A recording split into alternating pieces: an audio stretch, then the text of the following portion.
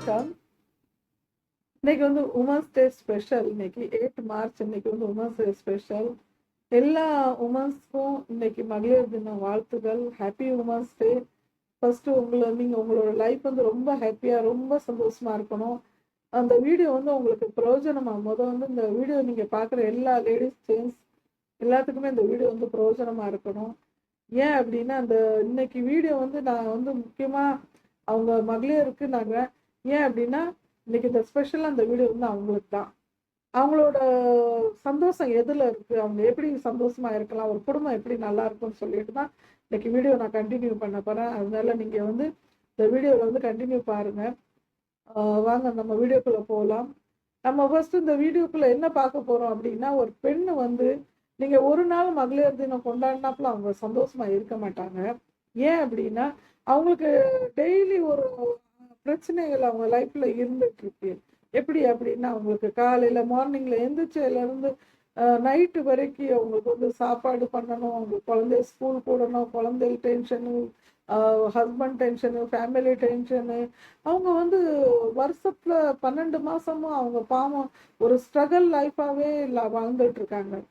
ஏன் அப்படின்னா அவங்களுக்கு வந்து ஒரு எப்பவும் ஒரு ப்ராப்ளம்ஸ், அவங்களுக்கு காசு பண ப்ராப்ளம் இருக்கு, ஹெல்த் ப்ராப்ளம்ஸ் இருக்கு, மன நிம்மதி இல்லை, இப்படி நிறைய வகையான ப்ராப்ளம்ஸ் வந்து அந்த ஒரு பெண்ணுக்கு இருக்கு.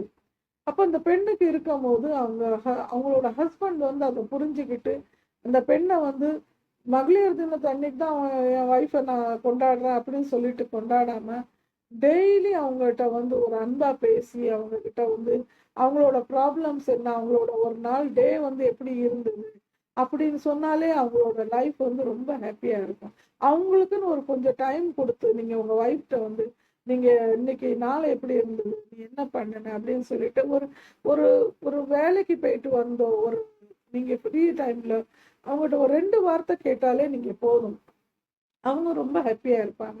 அவங்களுக்கு நீங்க நிறைய கிஃப்ட்ஸ் கொடுக்கணும், அவங்கள வந்து நீங்க ரொம்பவே இது சந்தோஷமா வச்சுக்கிடணும் ஒரு நாள் மாத்திரம் அப்படின்னு சொல்லி கிடையாது.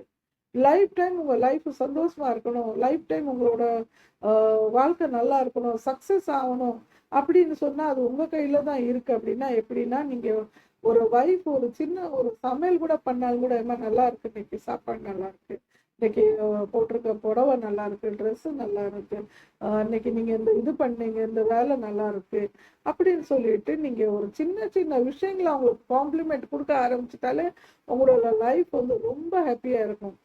நான் இதை சொல்ல மாட்டேன் ஆம்பளைக்கு டென்ஷன் இல்லை, ஆம்பளைக்கு வந்து ப்ராப்ளம் இல்லை, அப்படி கிடையாது. எல்லாத்துக்குமே எல்லா ப்ராப்ளம்ஸ் இருக்கு. அது மாதிரி ஒய்ஃபும் ஹஸ்பண்டை புரிஞ்சுக்கிட்டு அவங்ககிட்ட வந்து நம்ம வந்து அவங்களுக்கு என்ன பிடிக்கும் அப்படின்னு நடந்துட்டா அந்த ஃபேமிலியில் ப்ராப்ளம்ஸே வராது. ஒரு அண்டர்ஸ்டாண்டிங் வந்து ரொம்ப முக்கியம் வீட்டில். நீங்க வந்து ஒருத்தர் கொடுக்குற மரியாதை, ஒருத்தர் கொடுக்குற நீங்க அன்பு தான் உங்களோட லைஃப் வந்து சக்சஸ் ஆகும்.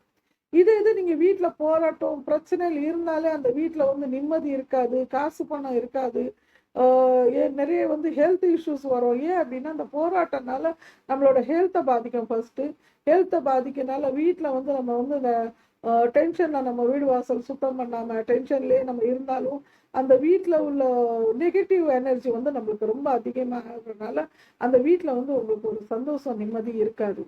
அதனால தான் என்றைக்குமே கொஞ்சம் ஒரு பாசிட்டிவான நீங்கள் இருந்தீங்க அப்படின்னா உங்கள் ஃபேமிலி ரொம்ப நல்லா இருக்கும். இப்போ ஒரு பெண்களுக்கு இருக்க பிரச்சனையில என்ன அப்படின்னா அவங்களோட வந்து முதல்ல அவங்க இருக்க டென்ஷன் எடுக்கனால அவங்களோட ஹெல்த் இஷ்யூஸ். அதனால பெண்கள் வந்து நீங்கள் என்ன பண்ணுங்க, ஃபர்ஸ்ட் வந்து நீங்கள் உங்களை சந்தோஷமா நீங்கள் வச்சுக்கிடுங்க. நீங்கள் ஃபர்ஸ்ட் வந்து நீங்கள் ஒரு கண்ணாடியில் வந்து நின்று பாருங்க, நம்மளோட ஹெல்த் நம்ம என்ன கவனிக்குமா, எப்படி இருக்கோம், நம்மளை கவனிக்க நம்மளுக்கு டைம் இருக்கா, அதை நீங்கள் ஃபர்ஸ்ட் பாருங்க. ஏன் அப்படின்னா நம்மளை ஃபர்ஸ்ட் நீங்கள் கவனிச்சாதான் நம்மளோட ஹெல்த் நல்லா இருந்தால் தான் நீங்கள் வந்து ஃபேமிலியை நல்லா பார்க்க முடியும். நீங்கள் உங்களுக்குன்னு கொஞ்சம் ஒரு டைம் எடுத்து கொஞ்சம் யோகா பண்ணி நீங்கள் வந்து கொஞ்சம் மெடிடேஷன் பண்ணி கொஞ்சம் வந்து வாக்கிங் பண்ணி ஹெல்த்தை கொஞ்சம் கேர் பண்ணுங்க. ஏன் அப்படின்னா நான் இதெல்லாம் முதல்ல பண்ணாதனால தான் என்னோட லைஃப் வந்து ரொம்பவே ப்ராப்ளம்ல இருந்தது. இப்போ கொஞ்சம் இதெல்லாம் நான் கண்டினியூ பண்ணுறதுனால நான் நிறைய விஷயங்கள் 40 கிலோ கம்மி பண்ணி நிறைய விஷயங்கள் நான் வந்து இப்போ சாதிச்சுட்டு இருக்கேன். அப்படின்னா அது என்னோட தைரியமும் மனதைரியமும் என்னோட சிஸ்டமேட்டிக் லைஃப் தான். ஏன் அப்படின்னா நான் அந்த லைஃப்பை விட்டு வெளியே வந்துட்டேன். நான் இப்போ வந்து என்ன லைஃப்னா என்னோட லைஃப் வந்து இப்போ எப்படி இருக்கு அப்படின்னா நான் வந்து எதுனாலும் கண்டினியூவாக பண்ணுறேன். ஃபர்ஸ்ட் நான் பாசிட்டிவாக இருக்கிறேன்.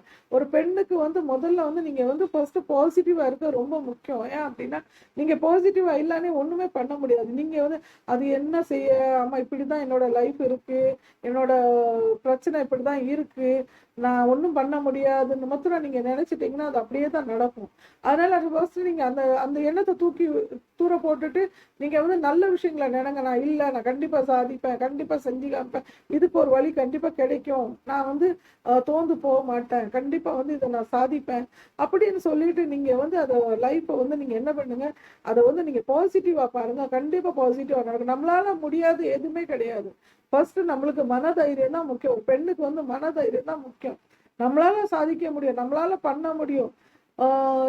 என்கிட்ட வந்து ஒரு டயத்துல வந்து ஒரு வீடு எடுக்க முடியுமா எங்களால அப்படின்னு கூட நாங்க ஒரு நினைச்சு ஓகே நம்மளால ஒரு வீடு எடுக்க முடியுமா அப்படின்ட்டு. ஏன்னா எங்களோட கண்டிஷன் அப்படி இருந்தது. ஆனா வந்து நான் கண்டிப்பா நான் எடுப்பேன். என்னோட ஹஸ்பண்ட்ட நான் சொன்னேன், நான் கண்டிப்பா எடுத்து காட்டுவேன். நம்ம எவ்வளவு கஷ்டப்பட்டாலும் பரவாயில்ல, நம்ம வீடு எடுப்போம், கண்டிப்பா எடுப்போம். ஆனா நாங்க அந்த மும்பை மாதிரி ஒரு ஊர்ல வந்து வீடு எடுக்க முடியும்னு நாங்க நம்பவே இல்லை. ஆனா அதுவும் கண்டிப்பா நடந்தது. ஏன் அப்படின்னா பாசிட்டிவ் தான். நீங்க வந்து என்ன பாசிட்டிவா நினைக்கிறீங்களோ அது வந்து நல்லது நடக்கும். நீங்க வந்து நெகட்டிவ், ஆமா இது என்னால முடியாது, என் வாழ்க்கை இப்படிதான் நான் இருப்பேன், இப்படிதான் லைஃப் அப்படின்னு சொல்லி நினைச்சிட்டீங்கன்னா அது வந்து ஒன்றும் பண்ண முடியாது. அதனால ஃபர்ஸ்ட் நீங்க உங்களை வந்து நீங்க லவ் பண்ணுங்க. நம்மளோட ஹேர் வந்து நல்ல எப்படி நம்மளோட ஹேர் ப்ராப்ளம் இருக்கா அதை நீங்க சால்வ் பண்ணுங்க. நம்மளோட பாடியில எதுவும் ப்ராப்ளம் இருக்கா, நம்ம ஹெல்த் இஷ்யூஸ் இருக்கா, நம்ம வந்து சாப்பிட்றதுனால நம்மளுக்கு ஹெல்த் இஷ்யூஸ் வருதா, அதை நீங்க கண்ட்ரோல் பண்ணுங்க. எத்தனையோ பழைய காலத்துல வந்து அந்த காலத்துல வந்து எத்தனையோ ஹெல்தியான சாப்பாடு சாப்பிட்டாங்க. அதை நம்ம திருப்பி நம்ம ஒரு கடைப்பிடிச்சு நம்மளோட வாழ்க்கையை வந்து நம்ம திருப்பி நல்ல அந்த பீஸா பர்கரு அந்த நான்வெஜ் அந்த இதெல்லாம் சாப்பிடுறத விட்டுட்டு நம்ம திருப்பி வந்து ஒரு நம்ம பாரம்பரிய சாப்பாடுக்கு நம்ம திரும்பி அதை ரிட்டர்ன் நம்ம கொண்டு வந்து அதே மாதிரி திருப்பி நம்ம வாழலாம். எப்படி அப்படின்னா அந்த காலத்துக்காரங்க வந்து அவங்க பீஸா பர்கரு அப்படியெல்லாம் சாப்பிட்டு அவங்க ஹெல்த்தை கெடுத்துல. நம்ம வந்து இப்போ என்னன்னா ரொம்ப சின்ன வயசுல நம்மளோட ஹெல்த் வந்து கெட்டு போகுது. ஏன் அப்படின்னா நம்ம இந்த சைனீஸ் ஐட்டம், அதுக்கப்புறம் நம்ம வந்து இந்த பீஸா பர்கர் அப்படின்னு சொல்லிட்டு நம்ம வந்து அன்ஹெல்தியான ஃபுட் வந்து நிறைய சாப்பிட்றதுனால நம்ம ஹெல்த் வந்து கெட்டு போச்சு. அதனால நம்ம வந்து அதெல்லாம் கம்மி பண்ணிட்டு வாரத்துல ஒரு நாளையில நம்ம சாப்பிடுற சாப்பாடை வந்து ஒரு மாசத்துல ஒரு நாள் என்னைக்கே நம்ம சாப்பிடலாம். அதை பத்தி பிரச்சனை இல்லை. நம்ம அந்த மாசம் பூரா ஒரு பட்ஜெட் பண்ணி நம்ம வந்து இப்போ வந்து நம்ம உடம்ப நம்ம கவனிக்கணும், நம்ம ஹெல்த்தியா சாப்பிடணும். நீங்க வந்து ஒரு கிளாஸ் பால் குடிக்கிறதுக்கு பதில் நீங்க வந்து அதுக்கு பதில் கூழ் கொஞ்சம் குடிங்க. அது வந்து ரொம்ப பெஸ்ட் நம்மளுக்கு. அது வந்து ஒரு லேடிஸ்க்கு வந்து குறுக்கு வலி கால் வலி உடம்பு வலிக்கு நீங்க வந்து கூழ் குடிக்க ஆரம்பிச்சீங்கன்னா அதுல நிறைய நம்மளுக்கு கால்சியம் ஐரன் நிறைய விஷயங்கள் நம்மளுக்கு கிடைக்கும். அது வந்து ரொம்ப பெஸ்ட் சொல்யூஷன். அது நீங்க வந்து டெய்லி ஒரு கிளாஸ் கூழ் குடிங்க. நம்மளோட லைஃப் வந்து சேஞ்ச் பண்ணுங்க. லெமன் வாட்டர் குடிங்க, அது மாதிரி கொஞ்சம் சூடான வாட்டர் குடிங்க. வாக்கிங் பண்ணுங்க. உங்களுக்கு முட்டு வலி கால் வலி பிரச்சனை அப்படின்னா அந்த முட்டு வலி உங்களுக்கு ரொம்ப இருக்கு, நிறைய வயசான அம்மா இருக்காங்க, அத மாதிரி நிறைய பேர் வயசானவங்க இருக்காங்க. அதே மாதிரி இப்போ 35 வயசு தாண்டினாலே நம்மளுக்கு இந்த முட்டு வலி கால் வலி வர்றதுனால ஏன் வருதுன்னா நம்ம நின்றுட்டு ரொம்ப நேரம் வேலை பார்க்கறதுனால, நின்றுட்டு சமையல் பண்றதுனால, நின்றுட்டு நிறைய வேலை பார்க்கறதுனால, நட்டமா இருந்து வேலை பார்க்கறதுனால நம்மளுக்கு இந்த முட்டு ப்ராப்ளம் வருது. யார் யாருக்கு முட்டு வலியில ரொம்ப அவஸ்தைப்படுறாங்களோ அவங்களுக்கு வேண்டி ஒரு சின்ன டிப்ஸ் இன்னைக்கு.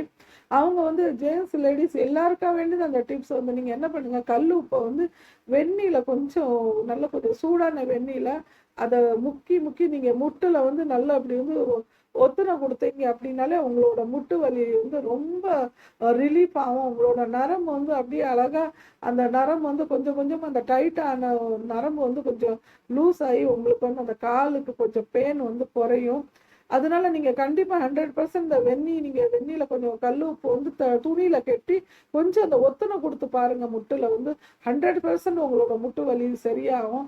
இந்த மகளிர் தினத்து அன்னைக்கு நான் நிறைய வந்து அவங்களுக்கு மக்களுக்கு வந்து நான் ஒண்ணே ஒண்ணுதான் நான் ரிக்வெஸ்ட் பண்ணுறேன். மகளிர் தினத்தை மாத்திரம் கொண்டாடாமல் டெய்லி ஒரு நல்ல நாளாக கொண்டாடுங்க. நீங்கள் அதை மாதிரி ஃபேமிலியில் சந்தோஷமாக இருந்து வைஃபை சந்தோஷமா வச்சு அதை மாதிரி நீங்கள் ஃபேமிலியோட சந்தோஷமா இருங்க.